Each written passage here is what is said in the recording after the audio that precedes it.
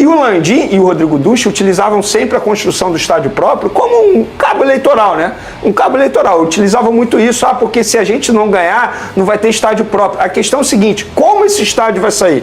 Não adianta o Zico, que é o maior ídolo da história do Flamengo, que nunca se envolveu com política, também apoiava o BAP. Então, além do BAP ser uma pessoa que é muito Flamengo, que é com um discurso de profissionalismo no futebol, que é uma coisa muito curiosa, né? Porque muitos torcedores fazem coro, profissionalismo.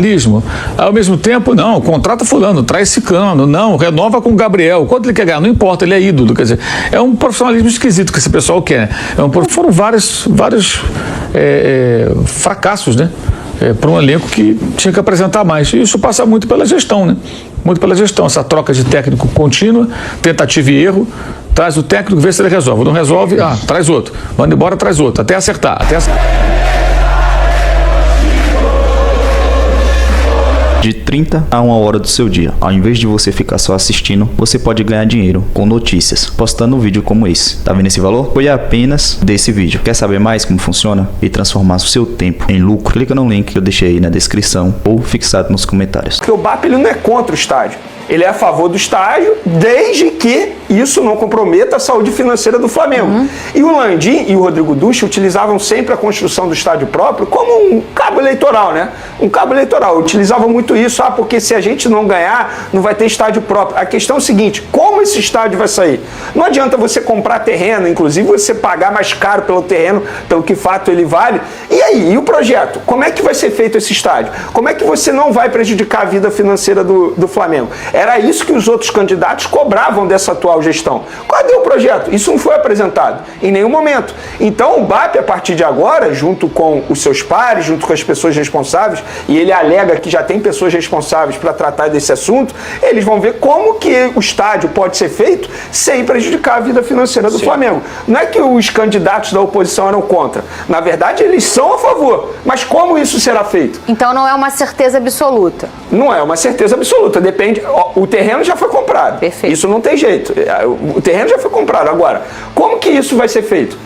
Existe um projeto para isso. Na verdade, deveria existir. Em nenhum momento foi apresentado, nem para os sócios, nem para o público geral. A gente não pôde ver isso. Apenas ali um projetozinho de como será 70 mil pessoas. Mas e aí? Como isso será feito?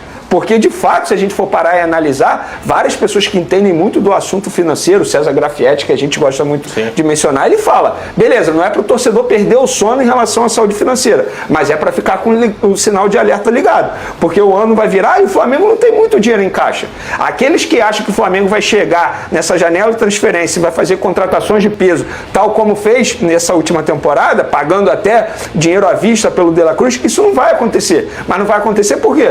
Por conta disso. Porque um terreno foi comprado por um valor absurdo até. Muita gente alega que o Flamengo pagou muito mais do que de fato o terreno valia. Então, para responder de uma maneira sucinta, os candidatos, no caso agora o BAP, que foi o vencedor, ele não era contra. Ele só queria entender como que esse estádio será feito. E agora ele terá essa oportunidade. O Zico, que é o maior ídolo da história do Flamengo, que nunca se envolveu com política, também apoiava o BAP. Então, além do BAP ser uma pessoa que é muito Flamengo, que é um cara assim, muito bem sucedido na sua vida pessoal, e a gente sabe que quando isso é bem feito, é importante, a gente sabe que ele não está ali por pensamentos próprios, muito pelo contrário, ele está pensando muito no Flamengo. Então, além de ser um cara que tem muito conhecimento de Flamengo, que quer bem o Flamengo, ele está cercado de bons profissionais. É óbvio, ele tem grandes desafios agora, ele vai ser extremamente cobrado, até porque ele fez promessas durante essa campanha eleitoral, e ele será cobrado por isso. Para mim, o grande desafio nesse primeiro momento é departamento de futebol. Ele precisa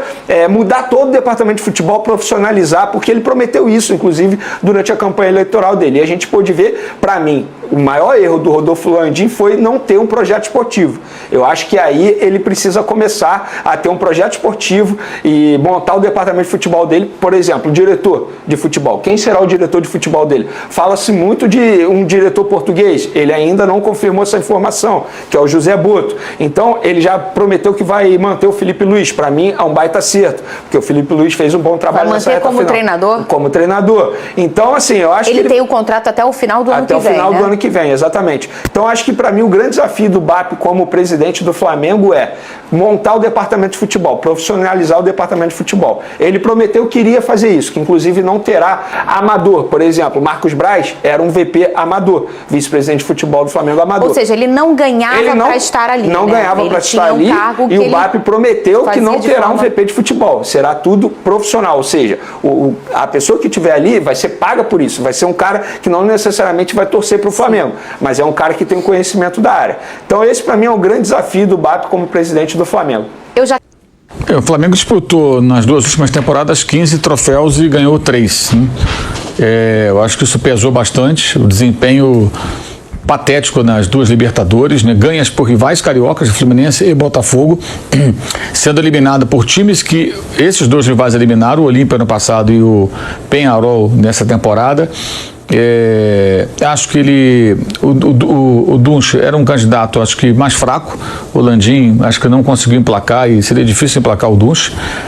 E o BAP ele se desligou da gestão e se posicionou como oposicionista com um discurso de profissionalismo no futebol, que é uma coisa muito curiosa, né? Porque muitos torcedores fazem coro, profissionalismo.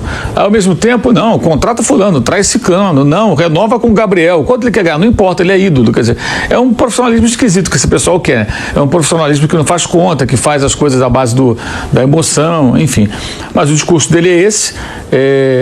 Eu acho que o Landim se desgastou muito, não só com o Marcos Braz, não. Acho que pelo Marcos Braz, por tê-lo mantido mesmo depois de vários episódios, mas principalmente pelos resultados do time de futebol. Uma Copa do Brasil é pouco. O Flamengo chegou de novo no final da temporada sem brigar pelo título brasileiro até a última rodada. Não só não ganhou, como nem brigou pelo título. São 4 anos assim, fazendo festa para jogador que vai embora. Todo ano essa palhaçada de festa. Última rodada é para ganhar campeonato ou disputar o título, não para ficar fazendo festa já eliminado da disputa. E foi assim nos 3 últimos anos. Então, embora isso agrade uma parcela da torcida ali, que gosta desse tipo de coisa, e que vai ao Maracanã nesses jogos, né? Me parece que os associados que torcem pelo Flamengo, de fato, pensam de outra forma. Então, foi uma vitória, uma derrota acachapante do Landim, 2, né?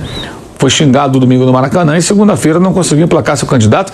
E a exemplo do time de futebol dele, que não chegou na última rodada sem brigar pelo título, ele não chegou à última urna apurada com chance, já estava eliminado antes na matemática, lá pela 7ª, 8ª urna já não tinha como virar o jogo. O BAP já tinha, para quem não acompanhou, como é que foi feito? Urna 1, aí o campeoníssimo lá que estava presidindo na mesa falava, chapa 1, que era do BAP, 180 votos, chapa 2, Maurício Gomes de Matos, 42, chapa 3, Rodrigo Dunche, 101, aí você já abriu 80 votos, chapa 2, urna 2, a mesma coisa. Então o pessoal ia fazendo a conta e viu que a distância só estava crescendo. Teve uma urna só que foi acho que a 10ª que o Dunche venceu. Então foi uma goleada. E pelo que eu soube, inclusive, o Landim nem ficou para o anúncio oficial do vencedor, já meteu o pé e foi embora. E agora dizem que ele vai se candidatar à presidência do Conselho Deliberativo. O candidato da situação agora, da chapa vencedora, é o Lomba, que foi vice de futebol no final da gestão do Bandeira de Melo, Ricardo Lomba. Então vejamos como vai ser. Isso vai ser importante, inclusive, porque o clube há uma ideia de fazer uma reforma estatutária, né? E se isso acontecer, vai ser capitaneado pelo presidente do Conselho. Então é outra eleição importante que vai acontecer, essa no âmbito interno, né, pelo próprio Conselho votando no seu presidente. Conselho que muda também, em parte, seus componentes entre aqueles, como é que chama? Os eternos? Vitalícios, né? E os novos, né, que foram... Que assumem essa posição agora com a eleição do BAP. Agora, o BAP fez várias promessas, vejamos agora como é que ele vai fazer para cumprir. Ele vai ter dificuldades muito grandes, porque o estádio... A pessoa fala, ele é contra... Gente, não tem como ser contra o estádio. O Flamengo assumiu um compromisso de construir um estádio. Foi feita uma desapropriação, o Flamengo pagou mais do que o terreno vale, mais do que vale. Isso aí não é um chute. A perícia estipulou um valor, o Flamengo pagou ainda mais para encerrar a questão com a Caixa. Agora tem a descontaminação do terreno, todas as licenças que têm que ser obtidas e a obra.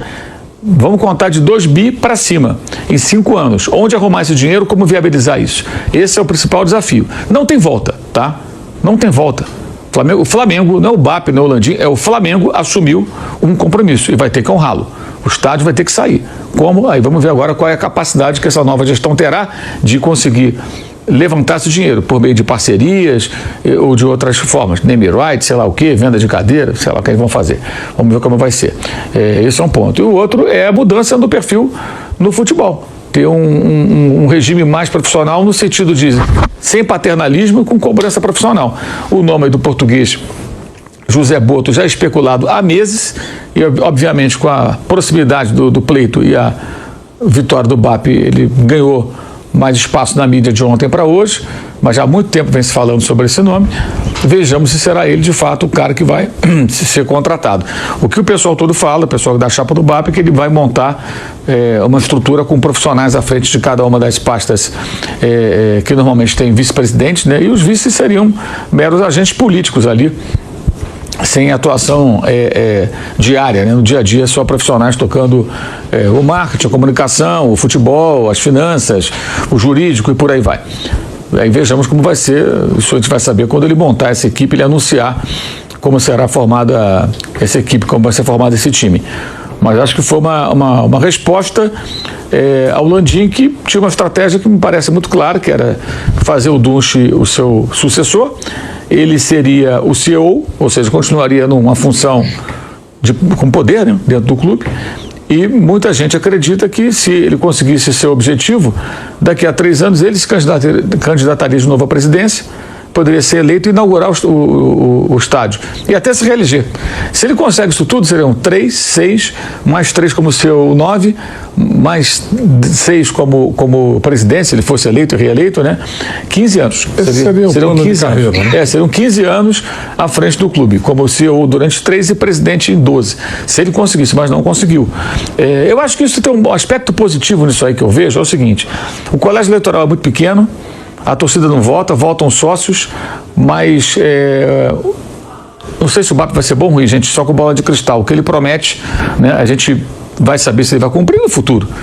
Não existe, eu acho, é o que eu acho, o que o Vanderlei acha, a gente pode achar qualquer coisa, mas a gente não sabe o que vai acontecer. O Landim falava também coisas antes da eleição que não foram bem assim, especialmente com relação a esse paternalismo na gestão do futebol.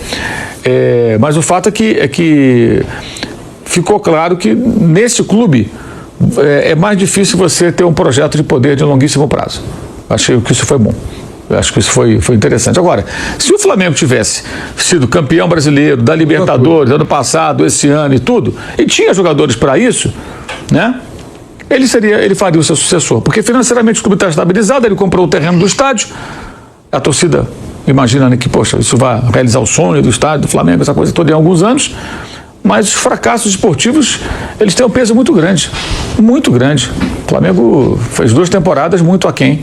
Porque uma coisa é você chegar, por exemplo, o Flamengo ganhou a Copa do Brasil, mas tivesse sido, eliminado na Libertadores na semifinal, numa duríssima disputa, né?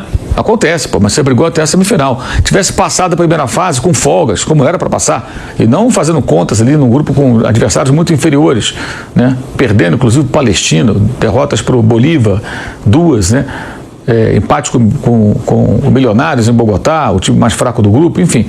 O Flamengo tivesse feito uma boa campanha da Libertadores, caiu na semifinal, chegasse no Brasileiro brigando ali até o final com o Botafogo, com o Palmeiras, mas não, 2 rodadas antes já caiu, não chegou nem à semifinal, 2 anos seguidos, aí ganhou a Copa do Brasil. Mas é pouco. Ano passado perdeu a final carioca sendo goleado pelo Fluminense, perdeu a Recopa para o Del Valle, perdeu a Supercopa nos pênaltis para o Atlético Mineiro. Então foram vários fracassos, né? Para um elenco que tinha que apresentar mais. E isso passa muito pela gestão, né? Muito pela gestão. Essa troca de técnico contínua, tentativa e erro, traz o técnico, vê se ele resolve. Não resolve, traz outro. Manda embora, traz outro. Até acertar. Não dá para ser assim.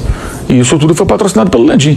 Tudo que o Marcos Braz fez, gente, de bom ou de ruim, de certo ou de errado, teve o Landim. Ele era o presidente, ele que bancava. Então todas as decisões do Braz, que é muito atacado, e ele fez por onde ser atacado e criticado também, obviamente, mas tinha o quê? As digitais do presidente, ele que banca, ele que manteve o cara. Então, acho que é um pacote, mas acho que o ponto positivo é esse. É um projeto se havia um projeto de se eternizar no poder, no Flamengo ainda não parece viável isso. Eu digo isso porque, por exemplo, no Corinthians, até a entrada do Augusto Melo, o mesmo grupo político ficou um bom tempo ali. Mas o BAP é do grupo... Não é mais. Houve uma cisão, gente, uma cisão muito clara.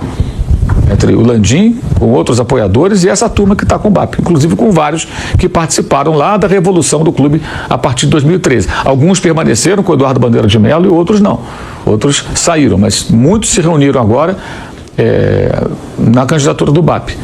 E vejamos se essas pessoas vão participar e questionar o novo presidente se porventura ele tiver alguma atitude que mereça questionamentos, né? Que não sejam, evidentemente, vaquinhas de presépio, eu imagino que não, e que sejam pessoas atuantes e que apoiem as boas medidas e que questionem eventuais equívocos que ele possa cometer, tendo a caneta de presidente. Acho que isso também é bem importante no âmbito interno, que as pessoas tenham essa postura. E tem um outro personagem aí nessa eleição que sai muito enfraquecido, que é o ex-presidente Eduardo Bandeira de Mello, que apoiou Maurício Gomes de Matos e não arrastou quase voto nenhum. Foi um grande fiasco, acho que mostrou que a força política do ex-presidente dentro do Flamengo, se é que ele existe, ela é mínima, né? É só olhar o placar, porque o Maurício ele se apoiou muito no Bandeira de Mello, né, no apoio do Bandeira de Mello. E o resultado mostra uma votação muito baixa, ou seja, se ele transferiu votos, se ele conseguiu, foi muito pouco. Eu não sei nem se ele conseguiu trazer votos ou se ele tirou votos do Maurício a essa altura. Sinceramente, não sei. Não,